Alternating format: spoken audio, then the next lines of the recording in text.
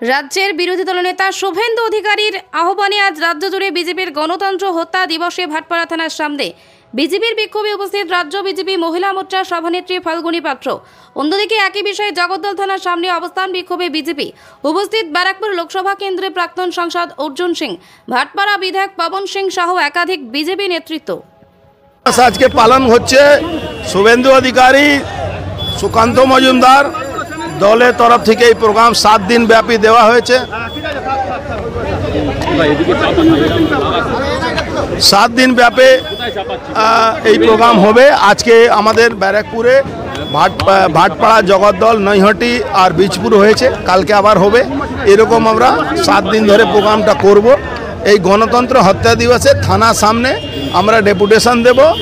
আর ববি হাকিম যে কথাটা বলেছে তাকে ইমিডিয়েট তার নামে এফআইআর করে এফআইআর গ্রহণ করতে হবে, আর করে আর তার উপরে অ্যাকশন নিতে হবে, তার উপরে আইনি মামলা করতে হবে।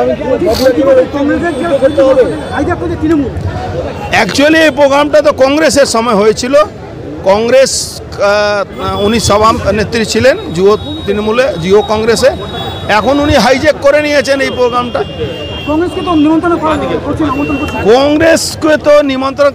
উনি ঠুটু জগন্নাথ মনে করেন, কিন্তু কংগ্রেসের তো কোনো অস্তিত্ব নেই। কংগ্রেস পশ্চিমবাংলা 0/0 হয়ে গেছে। যারা শহীদ হয়েছে তারা কি আসল সম্মান করছে তাদের পরিবার, শহীদদের পরিবার? বললাম তো শহীদদের পরিবারে কোনো ডেথ সার্টিফিকেটও পাইনি, সে শহীদের পরিবার সম্মান কি করে পাবে?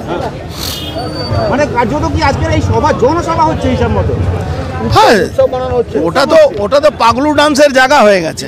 2011 সালে পাগলু ডান্স হয়েছিল, আজকেও আবার পাগলু ডান্স হচ্ছে। আর কৈলা ব্যানার্জি কি বলছে, অদ্ভুত কথা বলেছে, আমাদের কোনো ধর্ম নেই, আমরা মানবতা ধর্ম পালন করি। তো আমি জানি না মানবতা ধর্মের জন্মদাতা কি মমতা ব্যানার্জি, কি মানবতা ধর্ম মুখে বললে হয় না, মানবতা ধর্ম পালন করার জন্যে মানবতা দেখাতে হয়। উনি কি মানবতা দেখাচ্ছেন? হাজার হাজার মানুষ এখনো ঘর ছাড়া, হাজার হাজার মানুষের বাড়ি লুট হচ্ছে, হাজার হাজার মানুষের মিথ্যা মামলা জেলে ঢুকিয়ে দেওয়া হচ্ছে, তারপরে উনি মানবতা ধর্মের কথা বলেন। মোকাবিলা গণ আন্দোলনে গঠিত করতে হবে, সংগঠিত করতে হবে, সেইভাবে আমরা করব।